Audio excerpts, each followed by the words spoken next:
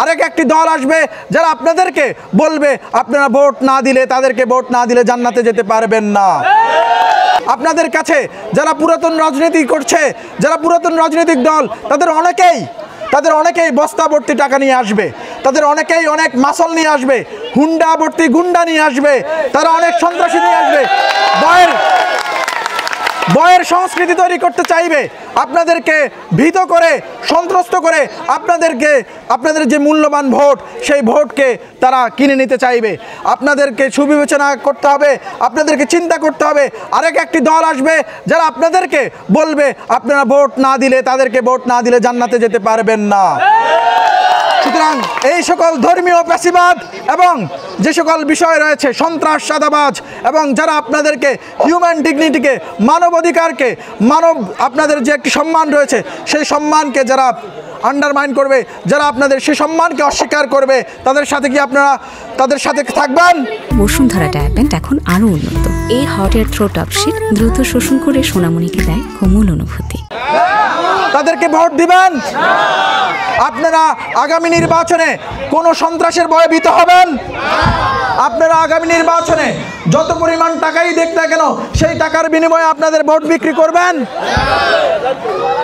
আগামী দিনে বাংলাদেশে 1971 সালে একটি সুযোগ এসেছিল বাংলাদেশকে পরিবর্তন করার, কিন্তু আমরা সেই সুযোগকে কাজে লাগাতে পারিনি। আমরা দেখেছি মুজিবীয় দুঃশাসন, সেই দুঃশাসনের কারণে একদলীয় শাসন ব্যবস্থা আমরা দেখেছি। সেখানে আমাদেরকে নির্যাতিত করে, ব্যবস্থা করে, নির্যাতন করে, নিপ্রেষণ করে আমাদের যে আকাঙ্ক্ষা ছিল, সেই আকাঙ্ক্ষাকে ব্যর্থ করে দেওয়া হয়েছে। 2024 সালে একটি সুযোগ তৈরি হয়েছে, আমরা এই সুযোগকে নষ্ট হতে দিব? আমরা এই সুযোগকে কোনো লুটেরা, মাফিয়া, কোনো দলকে এই সুযোগকে ছিনিয়ে নিতে দেব? আমরা অবশ্যই নতুনভাবে চিন্তা করতে শিখব, নতুনভাবে বিবেচনা করতে শিখব। আমরা আমাদের বিবেককে কাজে লাগাবো।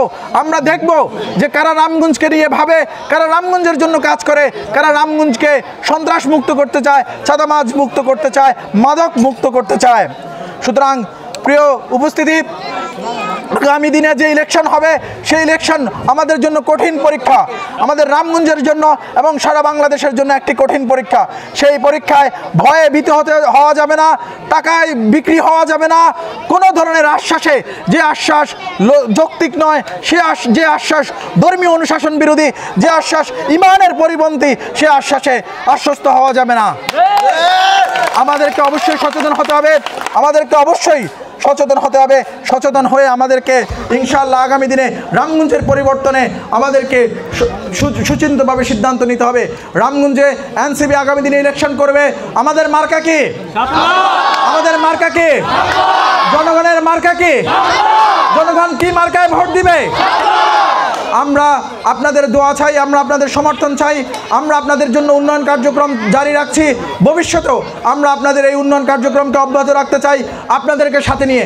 কোনো এক ব্যক্তি যদি এসে বলে আমি সব কিছু চেঞ্জ করে দিব, আপনাদের বাগ্য উন্নয়ন করে দিব, রাস্তাঘাট উন্নত করে দিব, স্কুল কলেজ মাদ্রাসা মন্দির সংস্কার করে দিব, এই আশ্বাসে আশ্বস্ত হবেন না। কারণ এটি কোনো এক ব্যক্তির কাজ নয়, কোনো এক ব্যক্তির পক্ষে এটা কখনোই সম্ভব নয়। বরং আমাদের সবাইকে সবার জায়গা থেকে, যার যার সামর্থ্য অনুযায়ী, যার যার ক্যাপাসিটি অনুযায়ী একসাথে হাতে হাত রেখে কাজ করতে হবে।